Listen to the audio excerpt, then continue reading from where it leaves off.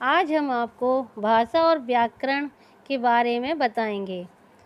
बेटा, भाषा वह माध्यम है जिसके द्वारा व्यक्ति अपने मन के भावों और विचारों को दूसरों तक पहुंचाता है और दूसरों के विचारों को वह समझ पाता है।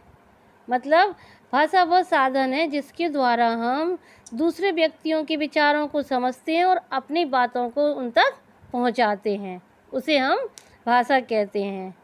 अब हम बताएंगे भाषा के रूप, काइंड्स ऑफ लैंग्वेज, यानी भाषा के कितने रूप होते हैं।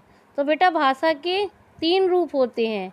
मौखिक भाषा यानी ओरल लैंग्वेज, और दूसरा लिखित भाषा, और तीसरी सांकेतिक भाषा। तो मौखिक भाषा वह भाषा है जिस भाषा में विचारों को बोलकर व्यक्त किया जाता है। मतलब जैसे हम आपसे बात कर रहे हैं, तो ये क्या हम आपसे बोलकर बात कर रहे हैं ना, उसे हम मौखिक भाषा कहेंगे। जैसे हम किसी से बात करते हैं, कोई कहानी सुनाते हैं या कोई कथा वाचन करते हैं, तो वो भाषा का मौखिक रूप का उदाहरण होता है, उसे हम मौखिक भाषा कहते हैं।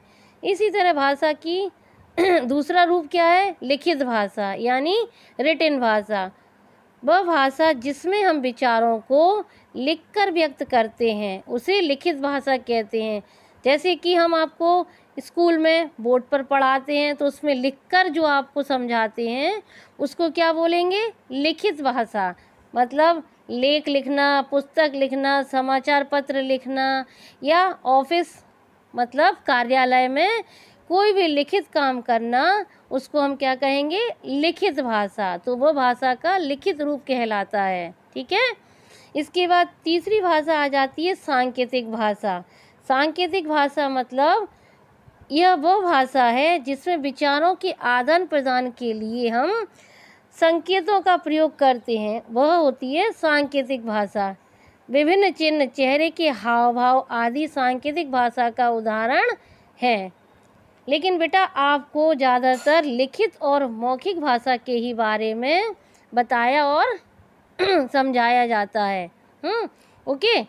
तो अब हम अगर आपसे पूछा जाता है कि भाषा कितने प्रकार की होती है, तो आपके बुक के हिसाब से हम बोलेंगे कि भाषा 2 प्रकार की होती है, मौखिक भाषा और लिखित भाषा।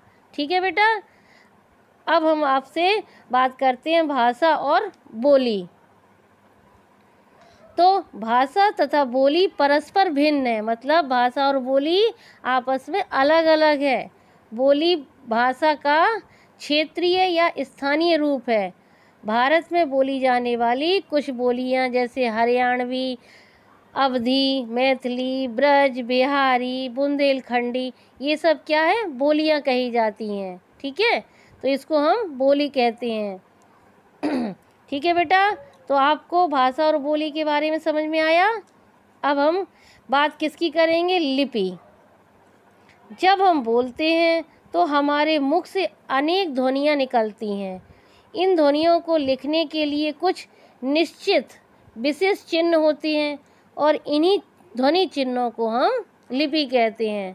तो इसकी परिभाषा हम कैसे बोल सकते हैं कि ध्वनि चिन्हों को लिखने की विधि को ही लिपि कहा जाता है।